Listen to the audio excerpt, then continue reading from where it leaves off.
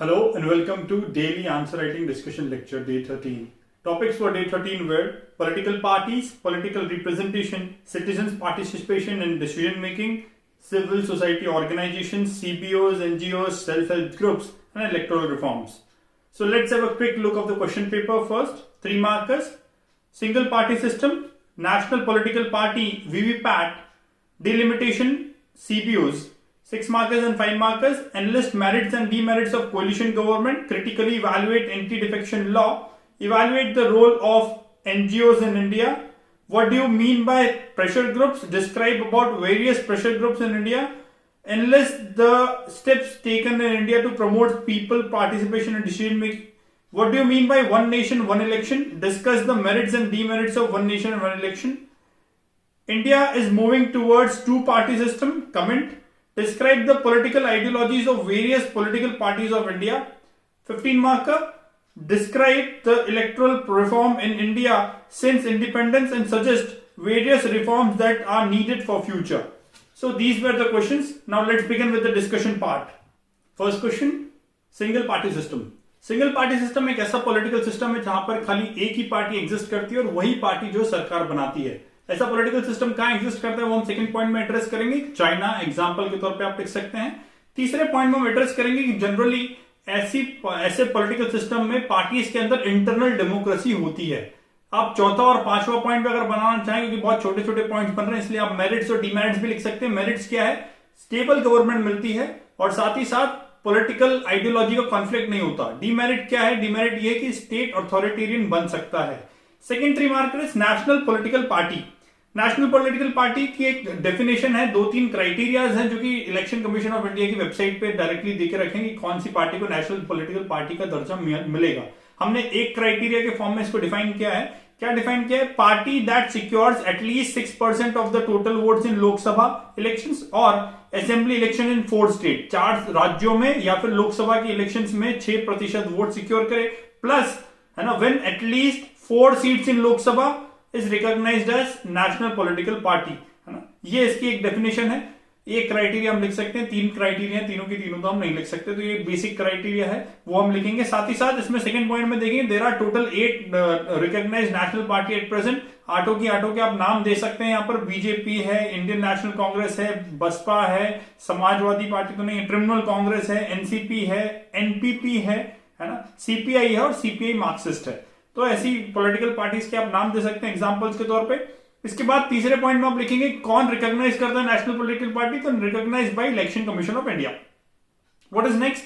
Next is VVPAT, voter verified paper audit trial, है ना. VVPAT में हम ऐसा नहीं, पहला पॉइंट से मतलब अमूमन हमने देखा है कि किसी भी 3 मार्कर का अगर एक्रोनिम दिया हुआ है, शॉर्ट फॉर्म दिया हुआ है, तो आप पहला पॉइंट जो उसका फुल फॉर्म बनाते हैं. Rather than making full form as the first point, आप उसमें कुछ इंफॉर्मेशन भी ऐड कर सकते हैं. कैसे कि voter verified paper audit trial is an independent printer attached to EVM through which voters can easily verify their votes as casted as intended, है ना. किस तरीके से वोट उन्होंने कास्ट किए, किसको वोट गया, उसको वेरीफाई कर सकते हैं. एक प्रिंटर है वीवीपैट जिसके माध्यम से ये सब चीजें हो सकती है ना, ताकि ट्रांसपेरेंट सिस्टम बन सके. सेकंड पॉइंट में हम एड्रेस क्या करेंगे, कब पहली बार यूज हुआ, कहां पे पहली बार यूज हुआ. Used in assembly elections in Nagaland for the first time in 2013. 2013 में नागालैंड के असेंबली इलेक्शन में यूज हुआ. 2014 के लोकसभा इलेक्शन में पायलट प्रोजेक्ट की तरह यूज हुआ और 2019 के लोकसभा इलेक्शन के तौर में पैन इंडिया लेवल पर वीवीपैट को इस्तेमाल किया गया. इसके बाद हम लिखेंगे, है ना, यूज्ड फॉर मेरिट्स. क्या है इसके मेरिट्स? लिखेंगे greater transparency to ensure free and fair elections. ये तीसरा पॉइंट हमारा हो सकता है. Next is delimitation. तो डिलिमिटेशन में सबसे पहला पॉइंट हम क्या बनाएंगे, व्हाट इज डिलिमिटेशन. डिलिमिटेशन क्या है ना. तो डिलिमिटेशन क्या है? प्रोसेस ऑफ फिक्सिंग लिमिट्स और boundaries of territorial constituencies in a country और a province having a legislative body. कहीं पर भी जहां पर विधायिका एग्जिस्ट करती हो या विधायक के चुनाव होते हो, तो वहां पर उस पर्टिकुलर एरिया का लेजिस्लेटिव बाउंड्रीज, लिमिटिंग बाउंड्रीज को फिक्स करना, बाउंड्रीज को फिक्स करना ही डिलिमिटेशन कहलाता है ना. अब इसका ये किस माध्यम से किया जाता है, इसको हम सेकंड पॉइंट में लिखेंगे डन बाय. कौन करता है? डिलिमिटेशन कमीशन, है ना. Empowered under article 82 and article 170 of Indian constitution. Article 82 में इंडियन पार्लियामेंट एम्पावर्ड है कि वो डिलिमिटेशन कमीशन बना सकते हैं, और आर्टिकल 170 के माध्यम से जो है स्टेट लेजिस्लेचर एम्पावर्ड है कि वो स्टेट डिलिमिटेशन कमीशन बना सकता है। तो डिलिमिटेशन कमीशन से रिलेटेड आर्टिकल हमने एड्रेस करे, और साथ ही साथ हमने ये एड्रेस करा कि डिलिमिटेशन कौन करता है। थर्ड पॉइंट में हम क्या बनाएंगे, लेटेस्ट जो डिलिमिटेशन हुआ है, तो लेटेस्ट कब हुआ है, लेटेस्ट डन इन 2002 है ना, on the basis of 1971 census, जिसके माध्यम से अभी जो है 543 लोकसभा सीट्स हैं। ये हमारा तीसरा पॉइंट यहां पर प्रोबेबली बन सकता है। नेक्स्ट है सीबीओ, कम्युनिटी बेस्ड ऑर्गेनाइजेशंस है ना। फुल फॉर्म से स्टार्ट नहीं करेंगे, फिर बोल रहा हूं फुल फॉर्म मतलब पहला पॉइंट नहीं होगा, फुल फॉर्म से स्टार्ट जरूर करेंगे, लेकिन full form will not be the only one point. Full form के साथ उसमें एडिशनल पॉइंट्स ऐड करेंगे। क्या ऐड करेंगे, community based organization are non-profit organization at local and national level facilitating community efforts for community development। ऐसे organisation, ऐसे non profit गैर profit organisation जो कि नेशनल लेवल पे भी हो सकते हैं, लोकल लेवल पे भी हो सकते हैं, क्या काम करते हैं वो भी हमने एड्रेस करा। क्या काम करते हैं, कम्युनिटी के एफर्ट्स को कम्युनिटी डेवलपमेंट के थ्रू तरफ जो है चैनलाइज करते हैं ना, सामुदायिक जो हमारे प्रयास हैं उनको सामुदायिक विकास की तरफ केंद्रित करते हैं। ये इसका मेन उद्देश्य, जो कि हमने पहले पॉइंट में ही 3 चीज यहां पर लिखी है। एग्जाम्पल्स क्या है, एग्जाम्पल्स में आप जो भी कम्युनिटी बेस्ड ऑर्गेनाइजेशन के नाम आपको ध्यान आ रहे हैं वो लिख सकते हैं। जैसे मुझे 2 नाम याद थे, सेल्फ एम्प्लॉयड वुमेन एसोसिएशन सेवा है ना, ये कि अहमदाबाद का एक सीबीओ है। साथ ही साथ एक साथ करके सीबीओ है जो कि ऐसी ह्यूमन कैपिटल ट्रांसफॉर्मेशन के लिए काम करता है, वो भी आपका अहमदाबाद बेस्ड सीबीओ है। वो दूसरी जगहों पर भी इसके ब्रांचेस है। तो ये 2 मुझे मिले थे एग्जाम्पल के तौर पर, अच्छा लगे मैंने इंक्लूड किया। आप और अन्य भी यूज कर सकते हैं। तीसरे में हम लिखेंगे ऑब्जेक्टिव। तीसरे पॉइंट में ऑब्जेक्टिव में हम क्या लिखा है, socio economic development and awareness फैलाना है ना, लोगों के प्रति जागरूक, लोगों में जागरूकता का संचार करना, साथ ही साथ लोगों के अंदर जो है लोगों का सोशियो इकोनॉमिक मतलब आर्थिक और सामाजिक विकास जो है इनका लक्ष्य होता है। ये हम यहाँ पर लिखेंगे तीसरे पॉइंट में। नेक्स्ट है 6 मार्कर्स एंड 5 मार्कर्स। पहला 6 मार्कर है enlist merits and demerits of coalition government. Start कैसे करेंगे, इंट्रोडक्शन में बनाएंगे, बताएंगे कोएलिशन की डेफिनेशन, कोएलिशन गवर्नमेंट की डेफिनेशन है ना। तो क्या लिखेंगे, when no single party gets majority in Lok Sabha और state legislature then 2 or more parties collaborate with each other to form the government। जब कभी भी कोई भी एक दल को लोकसभा में या फिर है ना दूसरे राज्यों के विधायिकाओं में है ना, विधायक संसद में या फिर विधायक जो विधायिका है उसमें जब भी मेजॉरिटी नहीं रहती, उस समय पर क्या होता है कि 2 या 2 से अधिक पार्टीज मिलकर के सरकार का गठन करती है। ऐसी ही सरकार को हम जो है गठबंधन सरकार या कोएलिशन गवर्नमेंट बोलते हैं। इस पर्टिकुलर पैराग्राफ के हम स्टार्ट करेंगे है ना। और इसके साथ इसमें एक लिंकिंग लाइन डाल रखी है, which have following merits and demerits. तो मेरिट्स लिखे पहले, मेरिट्स क्या क्या है, फायदे क्या क्या है। Provide for representation of more people. जब अगर कोएलिशन गवर्नमेंट होगी मतलब मल्टीपल पार्टीज मिलकर के सरकार बनाएंगे तो ज्यादा जनसंख्या को रिप्रेजेंट कर पाएंगे है ना। बिल्कुल ब्रिम लाइन पर अगर मेजॉरिटी है, जैसे मान लीजिए है ना 200 की मेजॉरिटी और 201 मत किसी को मिले हुए हैं, तो वो बहुत कम लोगों को जो है रिप्रेजेंट कर रहा है। लेकिन हमने कोएलिशन करके कुछ पार्टीज ने मिलकर के सरकार बनाई और वो जो है कोएलिशन करके 300 लोगों की सरकार बनी, 300 एमएलए को मिलकर के सरकार बनी, तो हम ये बोल सकते हैं कि हाँ वो ज्यादा लोगों को रिप्रेजेंट करने वाली सरकार है। तो रिप्रेजेंटेशन ऑफ पीपल इंक्रीज होगा है ना, मोर लोगों को रिप्रेजेंट करती है कोएलिशन गवर्नमेंट, ये पहला मेरिट है। साथ ही साथ लोकल इंटरेस्ट ओवरलुक नहीं होते कोएलिशन गवर्नमेंट में, क्योंकि ज्यादातर हमने देखा है कि कोएलिशन कैसे बनता है, एक मेजर पार्टी होती है और बाकी कुछ रीजनल पार्टीज होती है जो मिलकर के कोएलिशन बनाती है। अगर रीजनल पार्टी कोएलिशन का हिस्सा है तो रीजनलिज्म के जो मुद्दे हैं या लोकल जो इंटरेस्ट हैं वो भी संसद में डिस्कस उतनी इंपॉर्टेंस के साथ होंगे जितनी की नेशनल इंपॉर्टेंस। तो local matters are not overlook in a coalition government. तीसरा क्या है, मोर रिस्पॉन्सिबल गवर्नमेंट मिलती है। रिस्पॉन्सिबल गवर्नमेंट क्यों, क्योंकि जब भी एक पर्टिकुलर पार्टी मेजॉरिटी में होती है तो अथॉरिटेरियन हो जाती है, लेकिन अगर गठबंधन की सरकार है तो जो मेजर पार्टी है, जैसे मान लीजिए यूपीए गवर्नमेंट में जब कांग्रेस मेजॉरिटी पार्टी थी और बाकी सब गठबंधन में दूसरे मेंबर्स थे, तो कांग्रेस को दूसरे लोगों को साथ में उनको उनके प्रति अपनी जवाबदेही सुनिश्चित करनी पड़ती थी। जो भी डिसीजन लेना था रिस्पॉन्सिबल तरीके से लेना पड़ता था ताकि गठबंधन नाराज ना हो। इस वजह से एक रिस्पॉन्सिबल गवर्नमेंट कोएलिशन गवर्नमेंट के माध्यम से हमको मिल सकती है। ये मेरिट्स के टाइम पे। और क्या मेरिट्स है, prevents government to become authoritative. Government को अथॉरिटेटिव या तानाशाह बनने से बचाती है या उसमें रोकथाम लगाती है, क्वेश्चन मार्क लगाती है कि तानाशाह नहीं बन पाए। इसके साथ ही साथ paves way for more innovative ideas, है ना, ज्यादा अच्छे आइडियाज आ सकते हैं अगर कोलिशन गवर्नमेंट हो। ऐसा क्यों बोला जाता है? ऐसा इसलिए बोला जाता है कि बहुत सारी पॉलिटिकल आइडियोलॉजीज मिलकर के एक सरकार बना रही है, इसका मतलब ये हुआ तो ज्यादा अच्छे से सोच विचार हो सकता है, ज्यादा अच्छी पॉलिसी फ्रेमिंग हो सकती है, और ज्यादा अच्छी पॉलिसीज अगर मिलेगी मतलब इनोवेटिव आइडियाज ज्यादा अच्छे से आप संसद में देख पाएंगे। साथ ही साथ एक और चीज है कि जब कोलिशन गवर्नमेंट होती है तो मोर डेलिब्रेट और बहुत डिटेल्ड डिस्कशंस होते हैं पार्लियामेंट के अंदर। अगर सिंगल पार्टी मेजोरिटी में होती है तो क्या होता है, डिस्कशन को बाईपास करके डायरेक्टली लॉ बना दिए जाते हैं, जैसे कि हमने पास्ट में कुछ लॉस के साथ देखा भी, है ना। जैसे कश्मीर के मुद्दे पे ज्यादा डिस्कशन नहीं हुआ, ओवरनाइट हमने 370 को हटा करके मतलब बिना हटाए जो है जम्मू कश्मीर और जम्मू कश्मीर से लद्दाख को अलग करके दोनों को यूटी बना दिया, तो ज्यादा डिस्कशन नहीं किया गया। तो जब भी एक सिंगल पार्टी मेजोरिटी में होती है तो ऐसी चीजें देखने को मिलती है, लेकिन हम जब कोलिशन गवर्नमेंट में होती है तो ऐसी चीजें बहुत डिटेल में डिस्कस होती है, डिलिबरेटली पार्लियामेंट में डिस्कस होती है, उसके बाद ही पास होती है। और जब भी पार्लियामेंट में डिस्कशन चल रहा है, इसका मतलब ये है कि लोकतंत्र मजबूत दिख रहा है, क्योंकि discussion in the parliament is the reflection of strong democracy. Next is demerits. Demerits क्या है? अनस्टेबल होती है कोलिशन गवर्नमेंट, क्योंकि कोलिशन पार्टनर्स कभी भी जा सकते हैं। साथ ही साथ डिसीजन मेकिंग प्रोसेस बड़ा स्लो है। उरी जैसा सर्जिकल स्ट्राइक, उरी के अटैक के बाद जो हमने सर्जिकल स्ट्राइक किया, मान लीजिए कोलिशन गवर्नमेंट होती तो क्या इतनी जल्दी वो सर्जिकल स्ट्राइक हो सकता था? आई सपोज नहीं हो सकता था। कोलिशन गवर्नमेंट में हमको कोलिशन पार्टनर्स को साथ में कॉन्फिडेंस में लेके ऐसे अटैक्स प्लान करने पड़ते हैं, और जब ऐसे अटैक्स हमको साथ में पार्टनर्स को जवाबदेही सुनिश्चित करके अगर करने पड़ते हैं तो ऐसे डिसीजन इतने इंस्टेंटली नहीं हो सकते। That means decision making process is very slow in coalition government, तो ये एक ड्रॉबैक है। Next is the small coalition partners turns opportunist. जब जो छोटे छोटे कोलिशन पार्टनर्स हैं, जिनको लगता है कि मेरे 10 वोट ही भले ही हैं, 10 एमपीज हैं या 10 एमएलए हैं, लेकिन मेरे बिना सरकार गिर जाएगी, तो अपॉर्चुनिस्ट जैसे काम करते हैं कि हाँ बहुत अच्छा मौका मिला, इस मौके का फायदा उठाया जाए। तो वो मौके का फायदा उठाने के चक्कर में जो नेशनल इंटरेस्ट है या जो लोकल इंटरेस्ट है उनको नीचे रख देते हैं और अपने इंडिविजुअल इंटरेस्ट ऊपर लेकर के आ जाते हैं। तो अपॉर्चुनिज्म यहाँ पर देखने को मिल सकता है। Next is generally coalition government have large cabinet size and thus lays down more financial burden, है ना। यूपी में या फिर हम देखें नेशनल लेवल पर भी जब भी गठबंधन सरकार बनती है, तो जब गठबंधन के सारे लोगों को खुश करने के लिए कैबिनेट का साइज बड़ा कर दिया जाता है, जितना मैक्सिमम परमिसिबल है उतना बड़ा साइज बना दिया जाता है ना। अब जितना बड़ा कैबिनेट होगा उतना ही ज्यादा एक्सपेंडिचर होगा, मतलब एक फाइनेंशियल बर्डन भी कोलिशन गवर्नमेंट अपने साथ में लेके आता है, क्योंकि जितने मंत्री होंगे उतने ही डिपार्टमेंट होंगे, और उतने ही डिपार्टमेंट्स उतने ही मंत्रालय बनेंगे, उतने ही मंत्रालय होंगे, तो उतना ही खर्चा जो है बढ़ता जाएगा। बजट में भी उनके लिए प्रावधान डालने पड़ेंगे, तो एक फाइनेंशियल बर्डन के तौर पर भी कोलिशन गवर्नमेंट को देखा जाता है।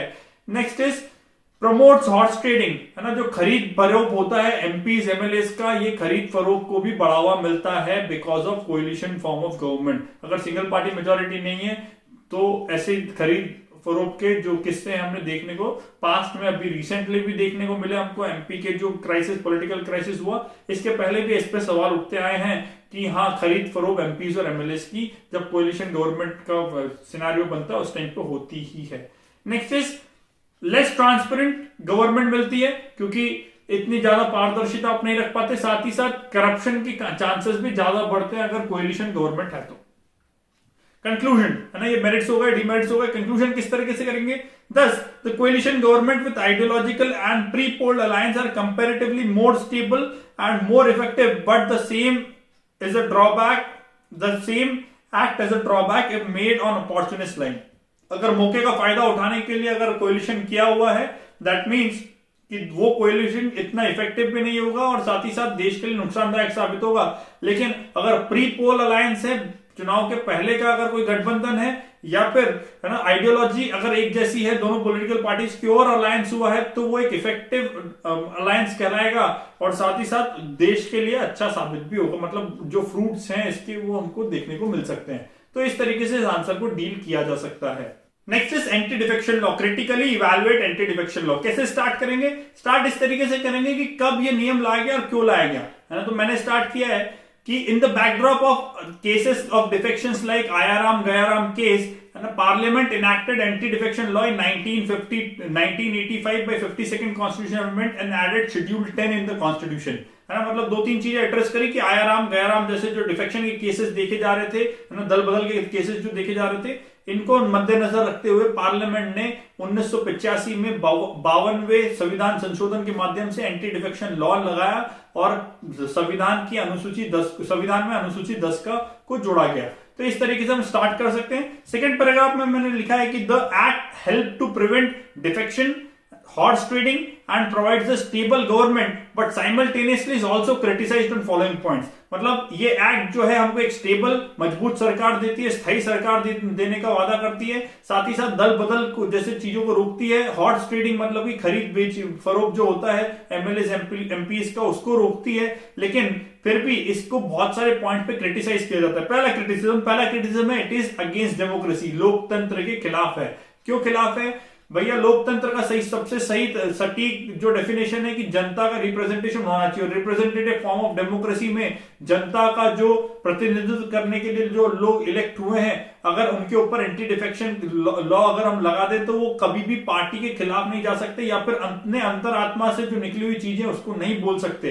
साथ ही साथ वो जनता की आवाज को रिप्रेजेंट नहीं कर रहे होंगे वहां पर, वो पॉलिटिकल पार्टी की आवाज को वहां पर रिप्रेजेंट करेंगे। दैट मींस कहीं ना कहीं डेमोक्रेसी के जो प्रिंसिपल्स हैं कि जनता का वॉइस जो है पार्लियामेंट तक लेके जाए, वो इलेक्टेड कैंडिडेट्स रिप्रेजेंटेटिव्स नहीं लेके जा पाएंगे, मतलब डेमोक्रेटिक प्रिंसिपल्स के खिलाफ जाता है। साथ ही साथ पॉलिटिकल पार्टीज की हेजीमनी के अंदर आपको काम करना पड़ेगा, है ना, आपके पर्सनल इंटरेस्ट, आपके लोकल इंटरेस्ट के ऊपर पॉलिटिकल पार्टीज की हेजीमनी ज्यादा इंपॉर्टेंट होगी। नेशनल इंटरेस्ट जो है, पॉलिटिकल इंटरेस्ट जो है वो ज्यादा इंपॉर्टेंट होगा rather than your own interest, है ना। इंडिविजुअल इंटरेस्ट नीचे दब जाएगा, पार्टी का इंटरेस्ट ऊपर आ जाएगा, ये कहने की बात यहां पर की है।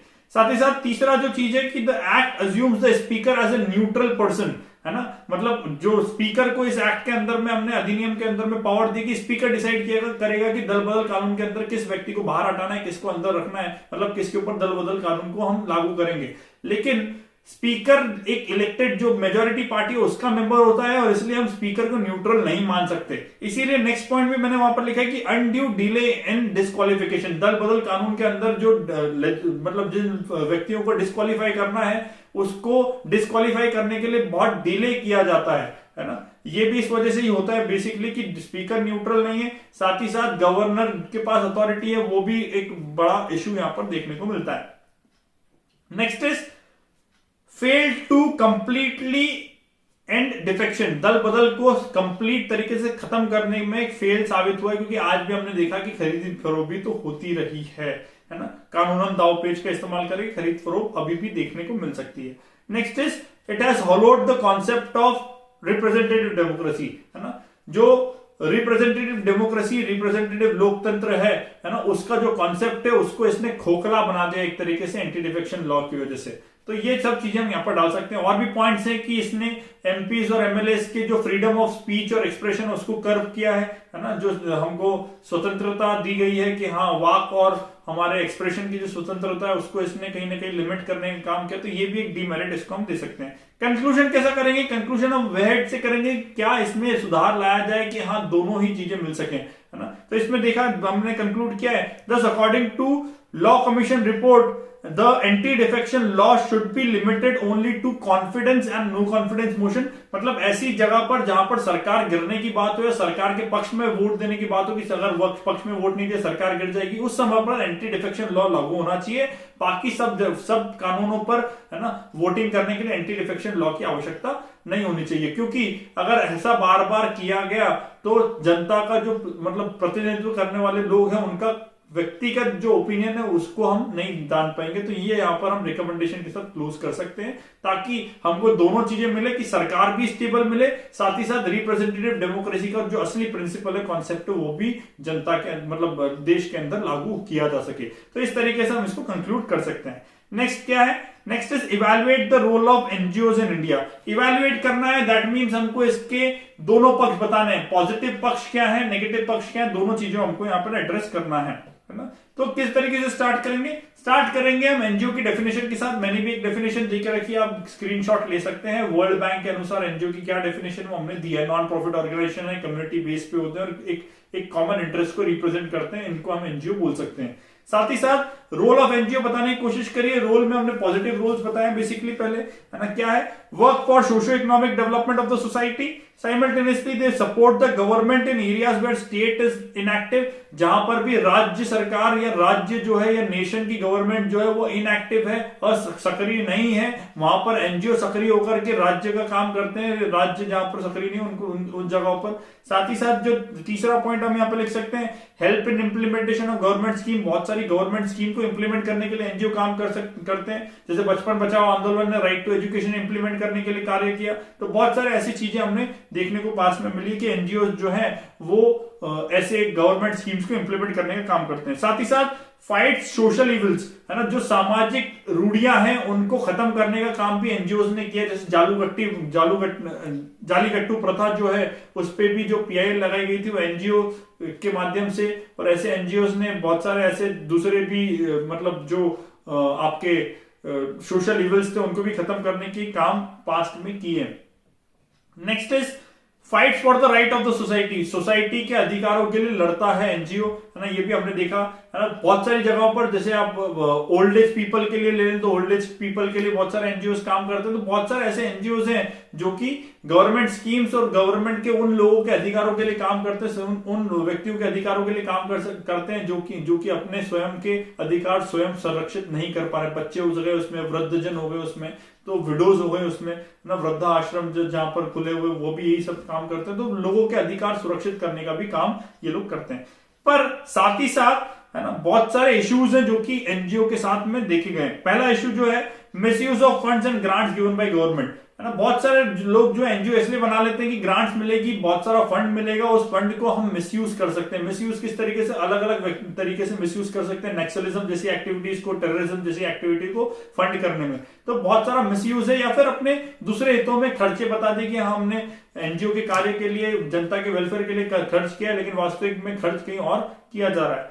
Next is Under the cover of NGO, many such organizations work for money laundering and other illegal activities. बहुत सारी illegal activities जैसे कि मैंने अभी बताया, टेररिज्म, नक्सलिज्म, साथ ही साथ मनी लॉन्ड्रिंग जैसी एक्टिविटीज के लिए भी जो एनजीओ बहुत सारे पकड़े गए हैं पास में। मेरी पहचान में एक रैक पिकर्स एसोसिएशन है जो मेरा मतलब एक बोल सकते हैं लाइव एग्जांपल के तौर पे मैंने देखा है। रैक पिकर्स एसोसिएशन जो है बॉम्बे में चलता है, लोग उसको सीएसआर का मनी बचाने के लिए यूज करते हैं। बड़ी बड़ी कॉर्पोरेट्स में 2% सीएसआर देना कंपलसरी है, लेकिन वो कंपनीज क्या करती हैं, वो 2% सीएसआर जो है अपने नेट प्रॉफिट से निकाल करके किसको देती है, रैक पिकर्स एसोसिएशन को। रैक पिकर्स एसोसिएशन उसको लेकर के वापस ब्लैक मनी बना करके उन अकाउंट्स में वापस जमा करवा देता है। तो ऐसे एनजीओ जो मनी लॉन्ड्रिंग एक्टिविटीज में भी इन्वॉल्व हैं, है ना।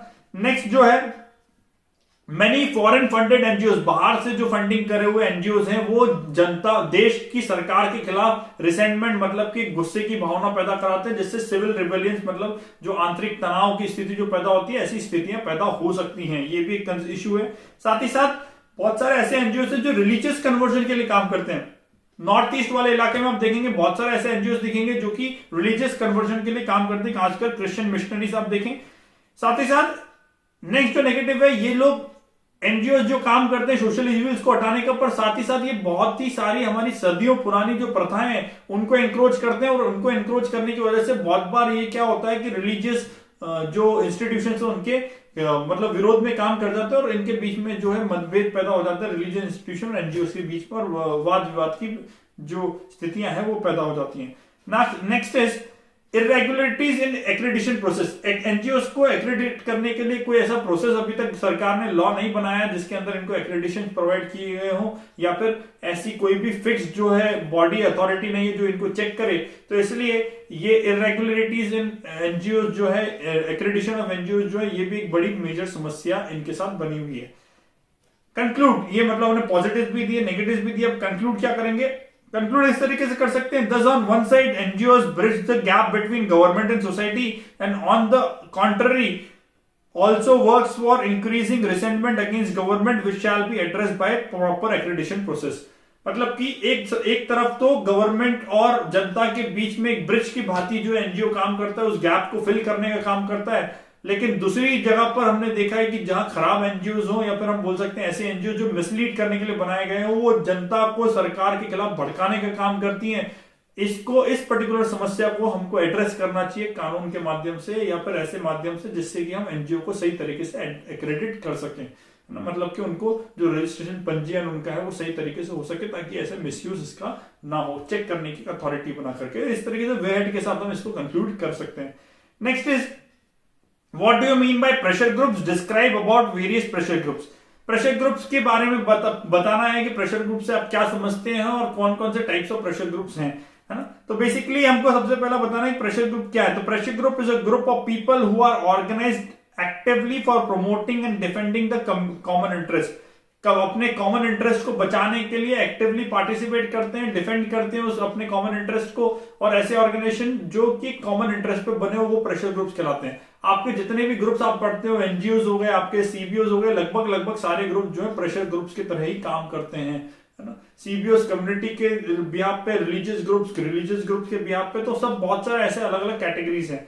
कैटेगरीज पूछी है, टाइप्स पूछी है, हमने बहुत सारे कैटेगराइजेशन किए हैं, और भी हो सकते हैं इसके अलावा भी। सबसे पहला मैंने किया स्टूडेंट बेस्ड। तो स्टूडेंट बेस्ड में आप देखते हैं अखिल भारतीय विद्यार्थी परिषद, है ना, एनएसयूआई, ये जितने भी आपके जो विद्यार्थी संघ जो दिखते हैं या विद्यार्थी संगठन दिखते हैं, ये क्या काम करते हैं, प्रेशर ग्रुप का काम करते हैं। प्रेशर ग्रुप का बेसिक काम क्या है, सरकार के ऊपर प्रेशर क्रिएट करना, ताकि अपने कॉमन जो इंटरेस्ट है उसको सिद्ध किया जा सके सरकार के माध्यम से। और सरकार क्यों करेगी, क्योंकि अगर आपके पास अच्छा प्रेशर है, आप अच्छा प्रेशर क्रिएट कर पा रहे हैं, दैट मींस आपका वर्चस्व ज्यादा है, वर्चस्व ज्यादा है तो आपके पास वोट बैंक ज्यादा है और सरकार आपकी बात मानती भी है ना।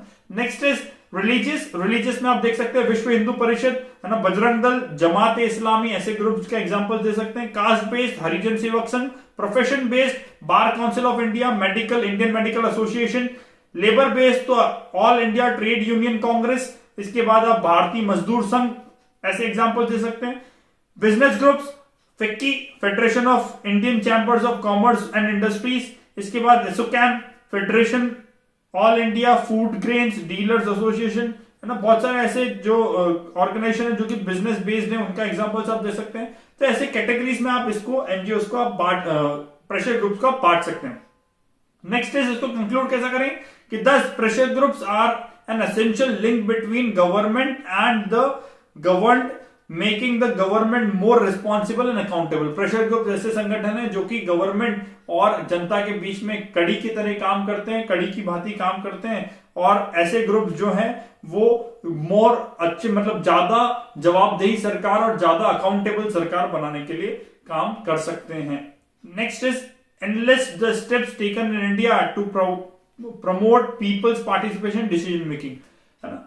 अब डिसीजन मेकिंग में जनता का भागीदारी सुनिश्चित करने के लिए भारत की सरकार ने क्या क्या कदम उठाए, उनके बारे में हमको चर्चा करनी है। स्टार्ट कैसे करेंगे, स्टार्ट आप कर सकते हैं कुछ फिलोसॉफिकल स्टेटमेंट के साथ। क्या फिलोसॉफिकल स्टेटमेंट है, success of democracy is impossible without participation of the people, है ना। किसी भी लोकतंत्र का सक्सेसफुल होना तभी माना जाएगा जब उसमें जनता की भागीदारी सुनिश्चित की गई हो। तो ये हम स्टार्ट करेंगे इस तरीके से कोटेशन के साथ, है ना।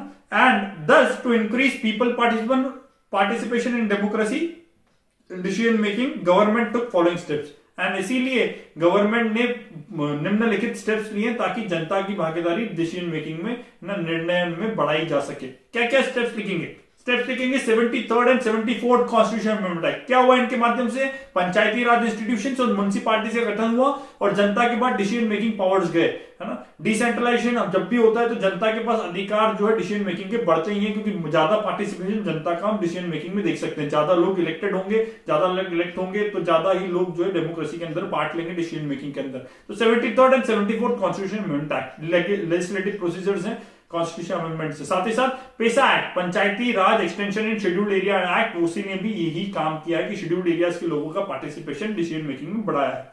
Next is strengthening the role of Gram सभा।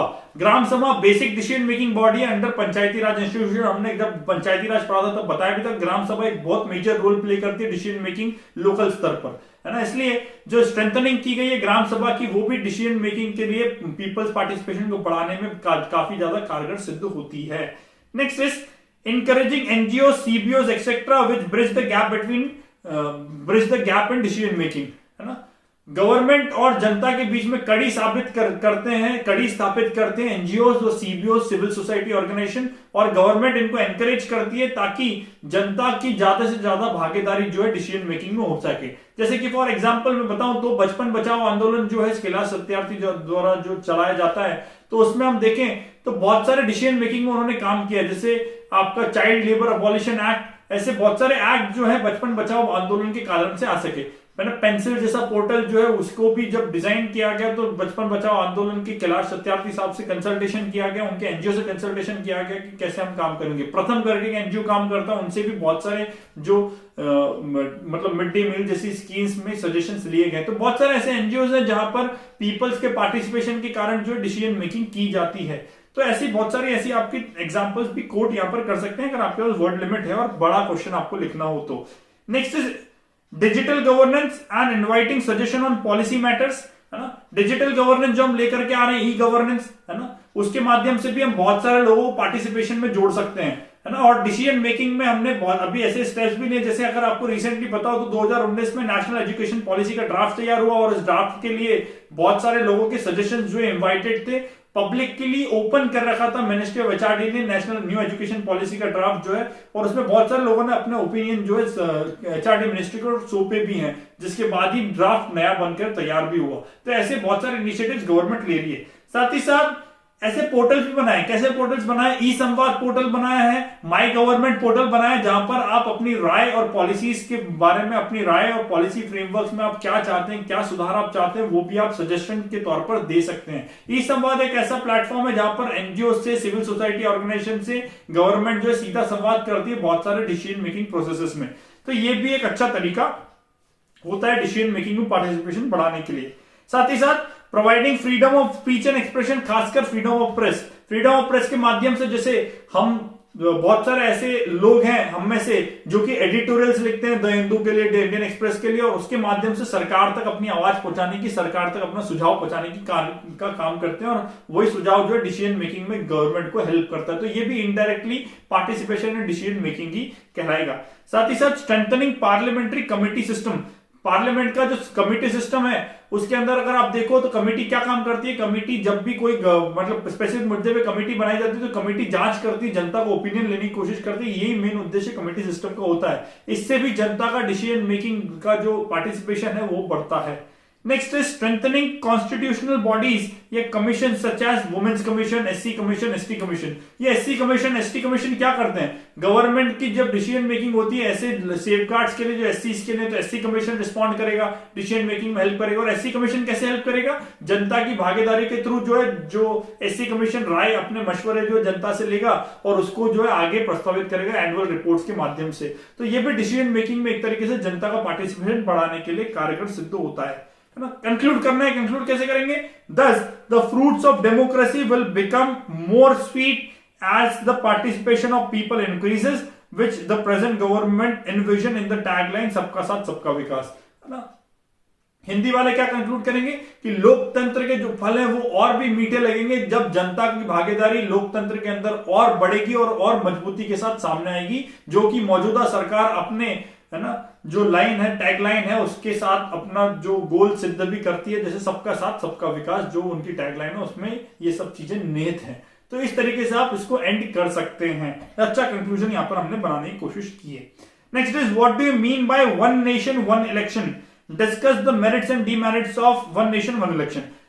क्या समझते हैं? तो पहले तो इंट्रोडक्शन में बताना ही पड़ेगा कि क्या समझते हैं। क्या है one nation one election? One nation one election का मतलब है holding elections of Lok Sabha and state, all the state legislature simultaneously, है ना, एट वन टाइम, है ना, is known as one nation one election.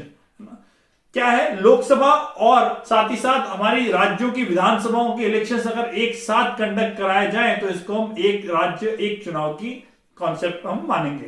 क्या मेरिट्स है? मेरिट्स लिखेंगे पहले। मेरिट्स ये है सबसे पहला कि मनी सेविंग होगी, राज्य में बार बार अलग अलग जगह पे मतलब अगर चुनाव कराए जाए या फिर नेशन लेवल पर अलग अलग जगह पर चुनाव अलग अलग समय पर कराया जाए तो बहुत सारा पैसा खर्च होता है। साथ ही साथ पॉलिटिकल फंडिंग के तौर पे बहुत सारा पैसा खर्च होता है कि पॉलिटिकल पार्टीज को बार बार प्रचार करना पड़ेगा। यहाँ पर एक ही बार में लोकसभा के लिए भी प्रचार हो गया, विधानसभा के लिए प्रचार हो गया, तो दोनों प्रचारों में मतलब प्रचार प्रसार का भी खर्च बचेगा, साथ ही साथ इलेक्शन कंडक्ट कराने का खर्च भी जो है गवर्नमेंट का बचेगा, तो एक्सपेंसेस कम होंगे।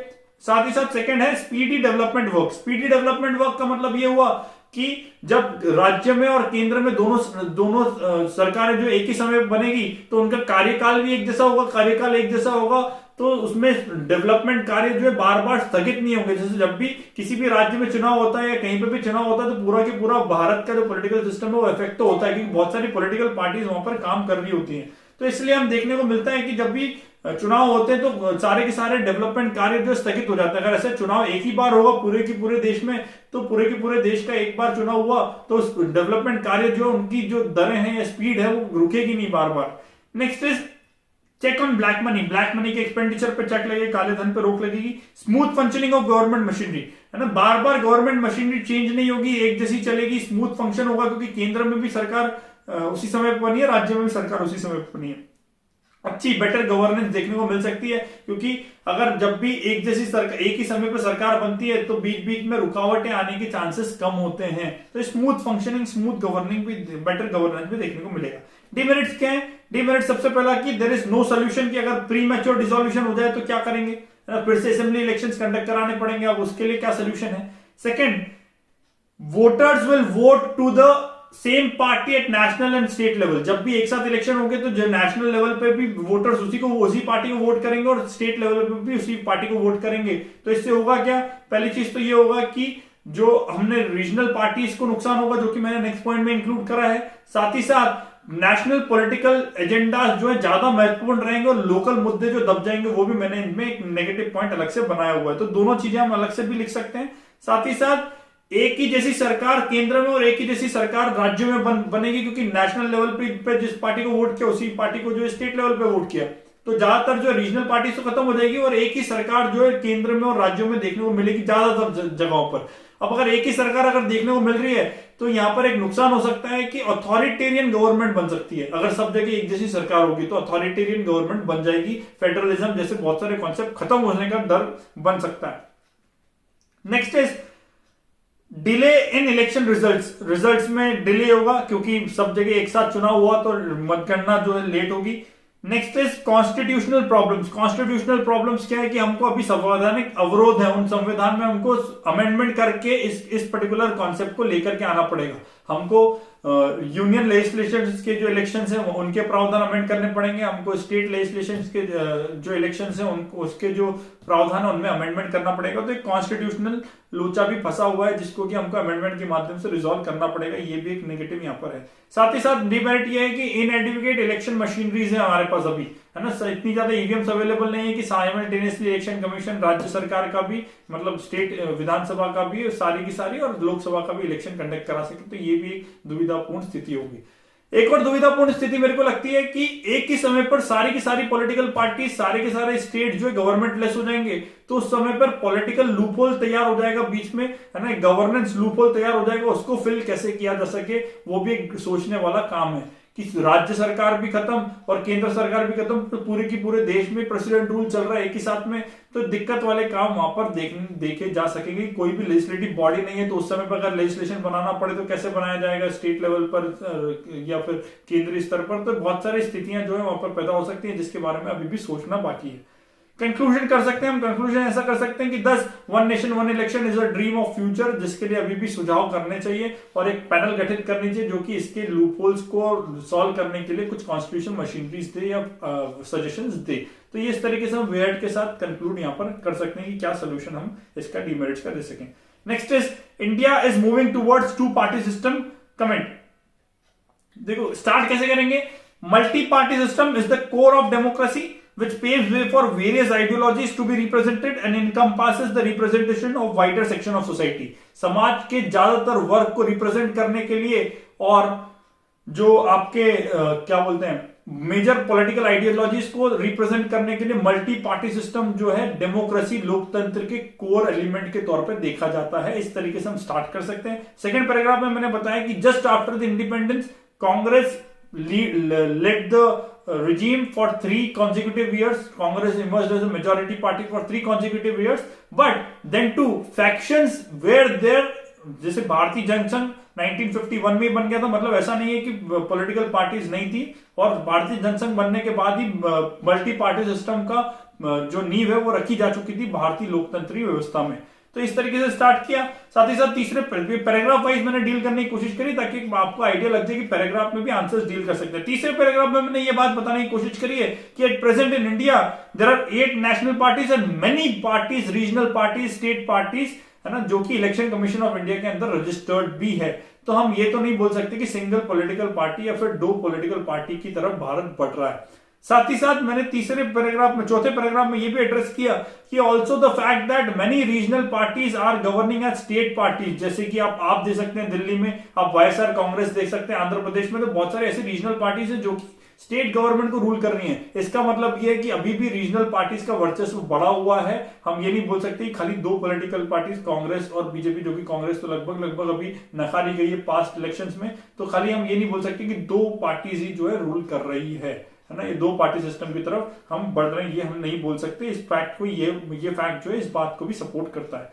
इसके बाद हमने नेक्स्ट पॉइंट में ये बोला है कि बट दो वन कैन नॉट से कि हम 2 पार्टी सिस्टम की तरफ बढ़ रहे हैं, लेकिन हाँ हम ये जरूर कह सकते हैं कि हम 2 अलायंस सिस्टम की तरफ बढ़ रहे हैं, क्योंकि 1980 से हमने तीसरा अलायंस खड़ा होता है ज्यादातर मजबूत तरीके से नहीं देखा है। थर्ड फ्रंट हमने अभी तक नहीं देखा, 2 ही फ्रंट हमने देखे, यूपी और एनडीए। तो हम ये जरूर बोल सकते हैं हम 2 अलायंस सिस्टम की तरफ, 2 अलायंस सिस्टम की तरफ बढ़ रहे हैं, डुअल अलायंस सिस्टम की तरफ, neither rather than we can say कि हम 2 पार्टी सिस्टम की तरफ बढ़ रहे हैं। कंक्लूड कैसे करेंगे? Thus concludingly one can say that the 2 alliance system has been misconceived as 2 party system in India। 2 alliance system जो है भारत में 2 पार्टी सिस्टम की तरफ मिसकंसीव किया गया है। Next question, describe the political ideologies of various political parties of India. है ना, पॉलिटिकल आइडियोलॉजीज बतानी है बहुत सारी पॉलिटिकल पार्टीज की इंडिया की, जो भी हम बता सके। हमने 5-6 पार्टीज को इनकम्पास करने की कोशिश की। आंसर में कैसे स्टार्ट करेंगे? स्टार्ट कैसे करेंगे कि Indian political system paves way for multi party system and with varied political ideologies. फिर पॉलिटिकल आइडियोलॉजीज लिखना चालू करिए। पहले में हेडिंग बनाइए communist parties in India. Communist parties की आइडियोलॉजी क्या है? एंटी बिजनेस आइडियोलॉजी और varying from Marxism to social, आपके लेनिनिज्म। मार्क्सिस्ट फिलोसफी पे भी काम करती है, लेनिन की फिलोसफी भी काम करती है ना, मार्क्सवाद पे, लेनिनवाद पे, इन पे काम करने वाली पार्टीज है जो कि कम्युनिस्ट पार्टीज है। कौन कौन सी पार्टीज है? कम्युनिस्ट पार्टीज ऑफ इंडिया, है ना, आपकी ऑल इंडिया जो फॉरवर्ड ब्लॉक जो पार्टी है AIFF, है ना, वो भी इसमें काम करती है। Communist party of India, Marxist, तो ये भी सब, ये जितनी पॉलिटिकल पार्टीज हैं ये कौन सी कॉन्सेप्ट पे काम करती है? एंटी बिजनेस कॉन्सेप्ट पे और लेबर जो आइडियोलॉजी है, जो कि लेनिन लेके चले थे, मार्क्स लेके चले थे, उन आइडियोलॉजीज पे ये लोग काम करते हैं, है ना। मतलब एक तरीके से सोशलिस्ट प्रिंसिपल जो है, एक्सट्रीम सोशलिस्ट प्रिंसिपल्स पे ये लोग काम करते हैं, और इनका जो पलड़ा है वो हम हमारी जो पॉलिटिकल स्पेक्ट्रम का ग्राफ है उसमें लेफ्ट हैंड साइड पर हम इनको रखते हैं। नेक्स्ट जो कॉन्सेप्ट दिया हुआ है, नेक्स्ट जो पॉलिटिकल पार्टी एड्रेस की है, that is Congress party and social liberalism. Congress party की क्या फिलोसफी रही है? थोड़ा सा इनका पॉलिटिकल स्पेक्ट्रम में जो ग्राफ हम देखें तो उसमें सेंटर और लेफ्ट की तरफ इनका इंक्लिनेशन थोड़ा सा दिखता है, मतलब सेंट्रल हम बोल सकते हैं, सेंटर लेफ्ट की तरफ इनको देखा जाता है। क्या आइडियोलॉजी है? आइडियोलॉजी ये है गांधीयन प्रिंसिपल्स को भी इम्बाइब करे हुए, है ना, गांधीयन प्रिंसिपल्स ऑफ सर्वोदय, ऐसी फिलोसफी पे काम करते हैं। साथ ही साथ लिबरलिज्म या लिबरल इकोनॉमी की तरफ काम करते हैं, है ना, सोशल इकोनॉमी की तरफ थोड़े से इंक्लाइंड है, ये इनकी आइडियोलॉजी में निहित है। साथ ही साथ लिबरलिज्म के प्रिंसिपल्स की तरफ और लिबरल नेशनलिज्म के प्रिंसिपल की तरफ ये काम करते हैं। तीसरा जो कॉन्सेप्ट दिया है that is BJP and right wing politics. BJP को हम राइट विंग की तरफ, राइट की साइड पे देखते हैं पॉलिटिकल आइडियोलॉजी के स्पेक्ट्रम में, और राइट की तरफ होने के कारण हम इनकी आइडियोलॉजी में देखें तो एक्सट्रीम नेशनलिज्म देखने को मिलता है, इंटीग्रल ह्यूमनिज्म जो कि हमारे कॉन्सेप्ट में है, इंटीग्रल ह्यूमनिज्म, है ना, एकात्म मानववाद, और इसके बाद हम अंत्योदय की जो भावना, जो कि दीनदयाल उपाध्याय की योजना है, उन पे आधारित जो इनकी पॉलिसीज को देखा जाता है। साथ ही साथ इकोनॉमिक पॉलिसीज अगर देखें तो नियो लिबरल इकोनॉमी की आइडियोलॉजी पे काम करने की कोशिश कर रहे हैं अभी पास्ट कुछ सालों से। Next is separatist party. Separatist party की आइडियोलॉजी क्या है? भारत से कुछ रीजन्स को लिबरेट कराना है यूनियन ऑफ इंडिया से, है ना। जैसे कश्मीर में सेपरेटिस्ट पार्टी है, खालिस्तान में को सेपरेट कराने के लिए सेपरेटिस्ट पार्टीज थी, है ना। तो इनके एग्जाम्पल भी लिखे हुए आप देख सकते हैं एक बार। Next is socialist parties with regional interest. Socialist party which regional interest, जैसे कि समाजवादी पार्टी, बसपा पार्टी, क्या इनकी कॉन्सेप्ट है, सोशलिज्म के कॉन्सेप्ट पे काम करते हैं और एक पर्टिकुलर कम्युनिटी के अपलिफ्टमेंट के लिए काम करते हैं। बसपा जो है दलित लोगों के अपलिफ्टमेंट के लिए काम करता है। समाजवादी पार्टी भी कुछ ऐसे ही कॉन्सेप्ट के साथ यहाँ पर आगे बढ़ रही है। तो कुछ बहुत सारे ऐसे डिफरेंट पॉलिटिकल रीजनल पार्टी जो रीजनल इंटरेस्ट के लिए काम करते हैं, वो भी इनकी आइडियोलॉजी पे आप यहाँ पर समझा सकते हैं। कंक्लूजन कैसा करेंगे? Thus, the political parties of India reflect the principle of diversity in India। मतलब पॉलिटिकल पार्टीज की जो आइडियोलॉजीज हैं, पॉलिटिकल पार्टीज जो है वो भी, है ना, भारत में जो डाइवर्सिटी है उसको रिफ्लेक्ट करने का काम जो है करती है और उनका रिप्रेजेंटेशन बढ़ाने का काम करती है और हर एक वर्ग को जो है केंद्र में राज्य में रिप्रेजेंटेशन दिलाने को सुनिश्चित करती है। तो इस तरीके से आप कंक्लूड इसमें कर सकते हैं। Next is 15 marker and 11 markers, जो भी आपने ईयर के अकॉर्डिंग, जिस ईयर की एग्जाम टारगेट कर रहे हैं उसके अकॉर्डिंग देख सकते हैं। Describe the electoral reforms in India since independence and suggest various reforms that are needed for the future. दो क्वेश्चन है, दो हिस्से हैं कि सिंस इंडिपेंडेंस क्या क्या इलेक्टोरल रिफॉर्म भारत में हुए हैं और साथ ही साथ क्या इलेक्टोरल रिफॉर्म फ्यूचर में आवश्यकता है। कैसे स्टार्ट करेंगे? स्टार्ट हम कर सकते हैं, election is the core of democracy. Election जो है वही एकमात्र इनडायरेक्ट डेमोक्रेसी में माध्यम है कि हम डेमोक्रेसी सुनिश्चित करने का माध्यम है। तो उसके साथ स्टार्ट करेंगे, इलेक्शन की महत्वपूर्णता आप बताएंगे कि डेमोक्रेसी के अंदर क्या है। उसके बाद अब इलेक्टोरल रिफॉर्म्स बताएंगे कि कौन कौन सी कमिटीज बनी, तो कमिटीज के आप नाम लिख सकते हैं चाहे तो। इसके बाद आप ये लिख सकते हैं क्या क्या इलेक्टोरल रिफॉर्म्स हुए। इलेक्टोरल रिफॉर्म सिंस इंडिपेंडेंस पूछा है तो आपको सिंस इंडिपेंडेंस मतलब 1947 से लेकर के जो पहले इलेक्शन है 1950 से लेकर के आप टिल डेट क्या क्या रिफॉर्म्स हुए वो सब लिख सकते हैं। डिवाइड करके लिखेंगे तो ज्यादा आसान होगा। डिवाइड कैसे करें? आप 2000 के पहले क्या रिफॉर्म्स हुए, 2000 के बाद क्या रिफॉर्म्स हुए, ऐसे डिवाइड कर सकते हैं। जैसे 2000 पहले में क्या क्या आरपी एक्ट में अमेंडमेंट हुए, ईवीएम कब इंट्रोड्यूस हुई, है ना, ये सब चीजें आप जान सकते हैं। पोस्टल बैलेट सिस्टम जो इंट्रोड्यूस हुए, पोस्ट के थ्रू आप बैलेट सिस्टम जो लेकर के आए वो डाल सकते हैं। 2000 के बाद नोटा हमने इंट्रोड्यूस किया, उसके बाद आप डाल सकते हैं उसमें कि आपका जो सुप्रीम कोर्ट के जजमेंट्स आए, आरपी एक्ट में अमेंडमेंट भी किया गया कि क्रिमिनल अगर रिकॉर्ड है तो आप इलेक्शन नहीं लड़ सकते। आपको आपकी क्रिमिनल एक्टिविटीज में जिसमें भी आपका वो है क्रिमिनल हिस्ट्री है उसको आपको जनता के सामने देना पड़ेगा। आपकी संपत्ति का ब्यौरा आपको जनता को देना पड़ेगा। ये सब चीजें जो है कैंडिडेट्स के लिए मैंडेटरी की गई, तभी उनका इलेक्शन कैंडिडेचर जो है फाइल हो पाएगा। तो ऐसे बहुत सारे रिफॉर्म जो है करने की कोशिश करिए। वीवीपैट लेकर के आए हैं, तो ऐसी बहुत सारी चीजें हमको अभी इलेक्टोरल रिफॉर्म्स में देखने को मिली है। ये सब चीजें हमको वहां पर एड्रेस करनी, बिफोर 2000 आफ्टर 2000, दो हेडिंग बना करके। तीसरी हेडिंग में बना सकते हैं कि सुप्रीम कोर्ट के कहने से कौन कौन सी चीजें यहाँ पर इलेक्टोरल रिफॉर्म्स के तौर पर हुई है। फर्दर क्या है और इलेक्टोरल रिफॉर्म्स की आवश्यकता है ना। तो आप इसमें फर्दर इलेक्टोरल रिफॉर्म्स में आप लॉ कमीशन की रिपोर्ट कोट कर सकते हैं। लॉ कमीशन का कहना है कि आरटीआई के एम्बिट में पॉलिटिकल पार्टीज को लेकर आ जाए, पॉलिटिकल फंडिंग को और ट्रांसपेरेंट किया जाए। जो अभी फिलहाल स्थिति में मैंने इलेक्टोरल बॉन्ड स्कीम से और बहुत सारी स्कीम के माध्यम से थोड़ा ट्रांसपेरेंट किया, इसको और ट्रांसपेरेंट करना चाहिए। इसके बाद में नेक्स्ट जो है, अभी भी हॉर्स ट्रेडिंग जैसे जो कॉन्सेप्ट चल रहे हैं इसको भी रोकने के लिए इलेक्शन कमीशन को थोड़ा सा जो है देखना चाहिए वहां पर कि क्या सब चीजें हो सकती है। तो ये सब बहुत सारे जो कॉन्सेप्ट्स हैं इनको आप इलेक्टोरल रिफॉर्म्स में एड्रेस करने की बात कह सकते हैं कि ये अभी फ्यूचर में इनकी आवश्यकता और पड़ने वाली है, ऐसे रिफॉर्म्स और किए जाएं। तो इस तरीके से आप इस आंसर को हैंडल करेंगे। That's all for today's discussion. अगर आपको ये लेक्चर डिस्कशन अच्छा लगा हो तो please click on the bell icon below and subscribe the channel. इसको आप जितना ज्यादा से ज्यादा लाइक और शेयर कर सकते हैं, please do that, so that हम हमारी कम्युनिटी को ज्यादा से ज्यादा बढ़ा सकें। Till then, stay home, stay safe. Thank you.